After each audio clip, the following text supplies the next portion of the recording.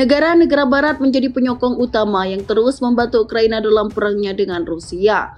Namun dikabarkan ada kemungkinan besar bagi mereka untuk membunuh Presiden Ukraina Volodymyr Zelensky.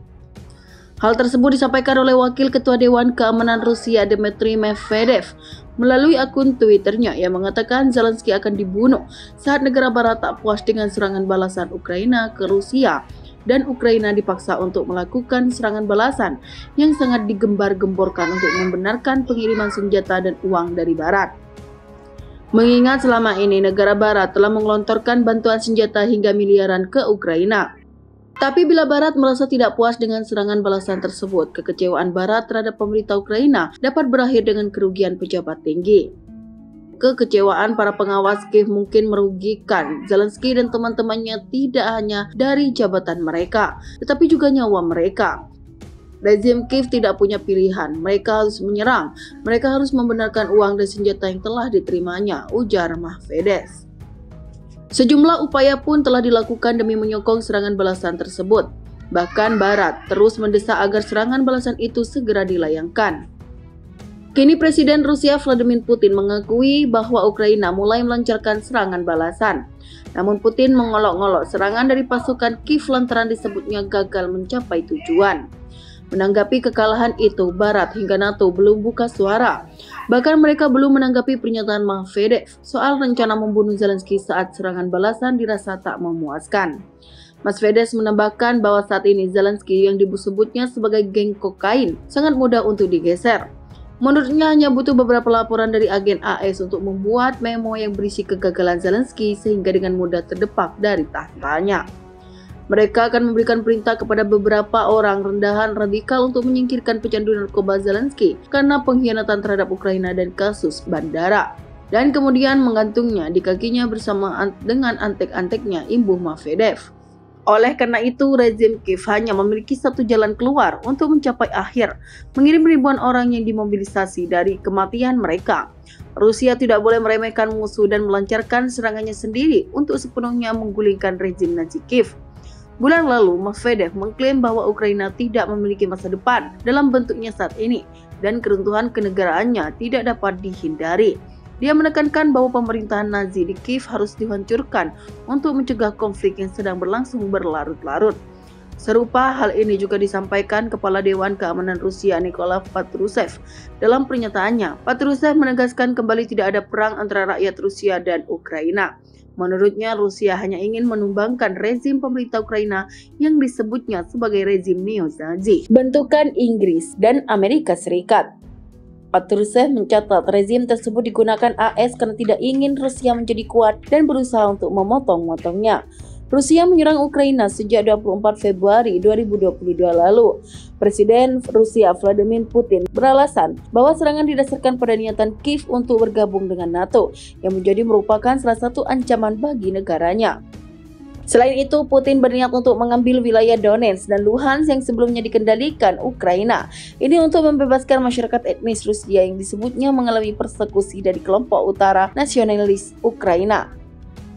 Menurut PBB, perang Rusia di Ukraina telah membuat 8.000 lebih nyawa warga sipil hilang. Namun organisasi itu yakin angka sebenarnya lebih besar di lapangan. Selasa dilaporkan pula bagaimana bendungan raksasa meledak di Kakhovka, Ukraina bagian selatan yang kini diduduki Rusia. Sebanyak 1.500 prajurit cadangan Ukraina berusaha menyerang pasukan Rusia di daerah Zaporozhye pada pukul 01.30 dini hari. Tetapi gerak maju pasukan Kiev ini berhasil dihalau oleh pasukan Moskow. Dalam penyerangan tanggal 8 Juni tersebut, tentara Ukraina didukung oleh kurang lebih dari 150 kendaraan lapis baja dari Brigade Mekanik ke-47. Pada pukul 1.30 musuh melakukan upaya dengan 1.500 tentara dan 150 lapis baja dari Brigade Mekanik ke-47 untuk menerobos pertahanan Rusia. Pasukan Ukraina dihentikan ke 4 arah dan mundur dengan banyak korban, kata Menteri Pertahanan Rusia Sergei Shoigu dalam keterangannya pada hari Kamis. Diceritakan tim pengintai Rusia berhasil mendeteksi kedatangan pasukan lawan. Pasukan Rusia kemudian mengerahkan senjata artileri, pesawat, dan pasukan anti-tank untuk menghalau serangan Ukraina tersebut. Dijelaskan akibat pertempuran selama 2 jam tersebut, pasukan Ukraina kehilangan 30 tank termasuk tank Leopard, 11 kendaraan tempur infanteri dan 350 personel. Pasukan cadangan terlatih khusus tentara Ukraina lanjutnya telah gagal mencapai tujuan untuk menembus garis Rusia di daerah Zaporizhzhia. Selama periode 24 jam terakhir, militer Ukraina kehilangan 945 personel, 33 tank, 28 kendaraan tempur infanteri, 38 kendaraan tempur lapis baja, 3 sistem artileri bermotor Krep, dan persenjataan lainnya, pungkas Shoigu. Pasukan Ukraina telah kehilangan lebih dari 30 tank, termasuk di tank Leopard, dan upaya serangan malam hari mereka ke arah Zaporizhzhia. Hal itu dikatakan oleh Komandan Kelompok Pertempuran Zaporizhzhia, Rusia, Kolonel Jenderal Alexander Romanchuk pada hari Kamis. Kerugian musuh berjumlah 350 personel, lebih dari 30 tank termasuk 3 tank Leopard dan lebih dari 10 kendaraan tempur infanteri. Musuh menderita korban pertama dalam negosiasi ladang ranjau dengan 4 tank Ukraina termasuk tank rekayasa diledakkan oleh ranjau, ujar Romanchuk seperti dikutip dari kantor berita Rusia TASS. Kemudian regu sistem rudal anti-tank dari pasukan operasi khusus dan unit senjata gabungan di posisi depan bergabung dalam pertempuran, menimbulkan kerusakan pada musuh dengan tembakan. Musuh terpaksa mundur dan setelah menderita korban menyerahkan rencana mengatasi ranjau, imbu Romanchuk. Pasukan militer Rusia semakin menunjukkan strategi barunya untuk menggempur pertahanan Ukraina. Diketahui strategi baru yang dilakukan prajurit ke-68 Grup V tersebut mampu menyapu bersih parit Ukraina.